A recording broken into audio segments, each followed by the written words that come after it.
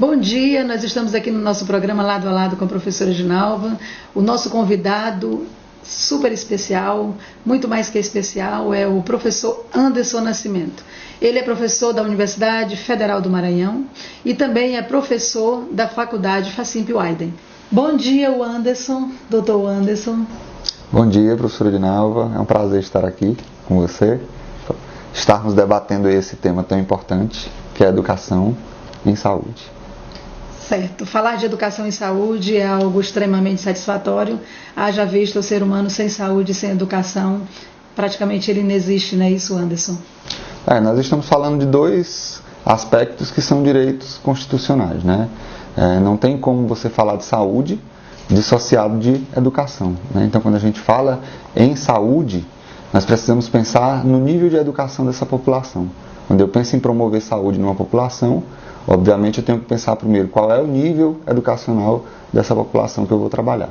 Anderson Nascimento, você como professor universitário da Universidade Federal e da melhor instituição de ensino privado que nós temos aqui no município de Imperatriz, que é a Facimp Widen, como você vê uma garantia que já é constitucional sobre educação e saúde sendo necessárias para o desenvolvimento do ser humano? Qual é a sua visão enquanto professor?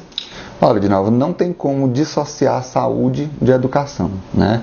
Nós sabemos que para fazer promoção da saúde eu preciso entender qual é o nível educacional dessa população. O próprio IBGE, ele aponta que para cada 1 ponto percentual no índice de analfabetismo da população, eu diminuo até 4,7 pontos percentuais no índice de mortalidade infantil. Então, com esse dado, nós percebemos claramente que quanto melhor o nível educacional de uma população, eu melhoro também os indicadores de saúde. Não há como fazer promoção da saúde sem melhorar a educação de uma população. Não tem como eu pensar em fazer promoção da saúde sem primeiro pensar em como que essa população vai compreender as informações que serão repassadas, né? A saúde, para que a gente possa falar em promoção da saúde, eu preciso pensar em um processo continuado e permanente de educação em saúde. E, obviamente, para que essa educação em saúde seja efetiva, eu preciso melhorar as condições de educação dessa população que nós iremos trabalhar. É interessante nós observarmos, Anderson, que não existe infraestrutura no município no qual nós estamos inseridos. E a falta de infraestrutura, ela ocasiona, ela desencadeia N tipos de doenças. Doenças as quais nós também as percebemos como um aplicativo por parte dos poderes governamentais paliativos. Não há eu diria assim, não se sana a enfermidade daquele, principalmente que não tem um nível de escolaridade a ponto de trazer acompanhamento, de entendimento da linguagem, das prescrições. Eu pergunto para você, isso é um fator dificultador? Com certeza, né? Quando a gente fala em saúde, a gente pensa em primeiro lugar em saneamento básico.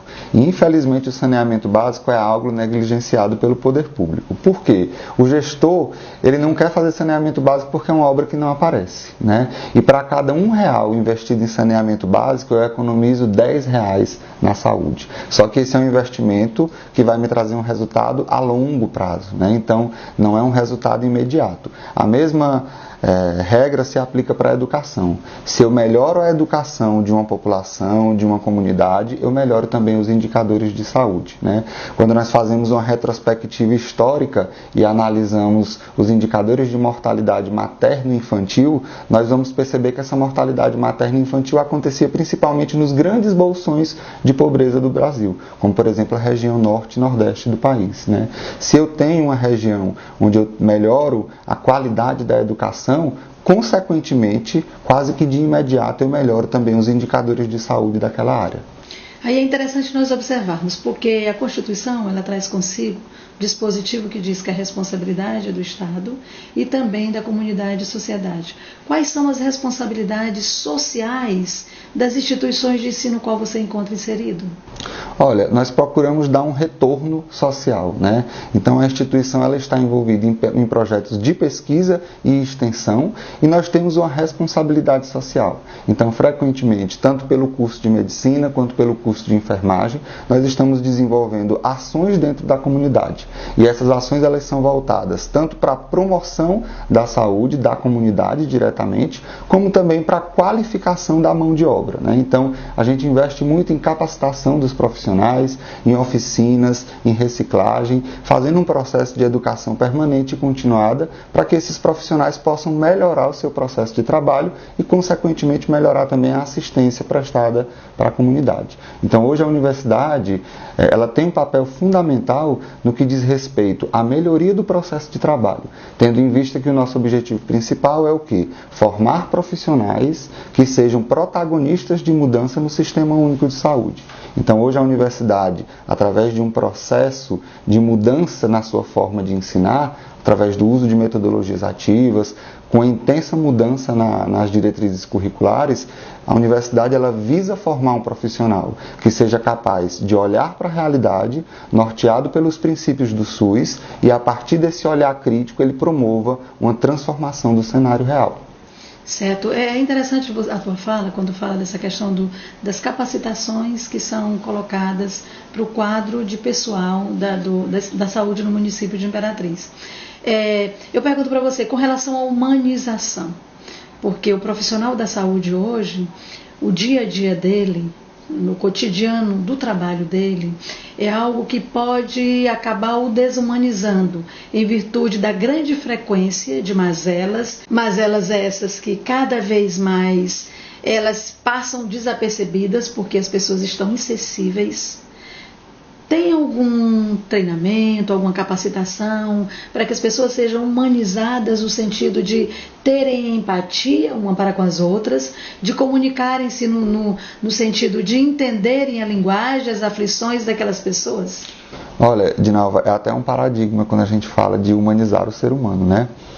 Imagina-se que por ser humano eu já deveria ser humanizado. Mas é um movimento permanente que a gente precisa fazer, né? Realmente a rotina do servidor que trabalha na área da saúde, ela é estressante, ela envolve diversos fatores emocionais que com o passar dos anos acaba realmente tirando a sensibilidade desse profissional. E é como eu te falei, a gente precisa estar num constante movimento de educação continuada e permanente, né? Resgatando esses profissionais, porque na verdade quando a gente fala de servidores do SUS, nós estamos falando em pessoas que lutam diariamente para melhorar os indicadores de saúde, tendo em vista que o nosso sistema ele é fragilizado, né? Nós temos inúmeras fragilidades, apesar de termos também potencialidades, né? Mas a gente precisa também olhar para esse servidor no sentido de identificar quais são as necessidades reais que ele precisa melhorar no seu processo de trabalho. E quando a gente fala do SUS, a gente precisa entender que grande parte das nossas fragilidades estão mais relacionadas ao processo de trabalho, como nós executamos o nosso trabalho, do que propriamente com as questões ligadas a financiamento e organização do sistema. Certo. Antes, eu gostaria de que você nos falasse a questão do Sistema Único de Saúde. Ele traz consigo cada vez mais escândalos públicos, não só locais, regionais, mas estaduais, com relação a essas verbas que são desviadas, verbas as quais deveriam ser para a saúde. Você colocou muito bem a questão de que não tem como separar saúde de educação. Como nós podemos hoje, enquanto educadores, trazer para essa juventude que fará parte da saúde, que estará acolhendo essa comunidade, sociedade, cada vez mais desinformada, porque essa desinformação faz com que eles pereçam. O que nós poderíamos fazer, enquanto sociedade, para que essas pessoas, porque o que nós percebemos no mercado? Tem vários cursos técnicos de saúde, né? São técnicos de enfermagem.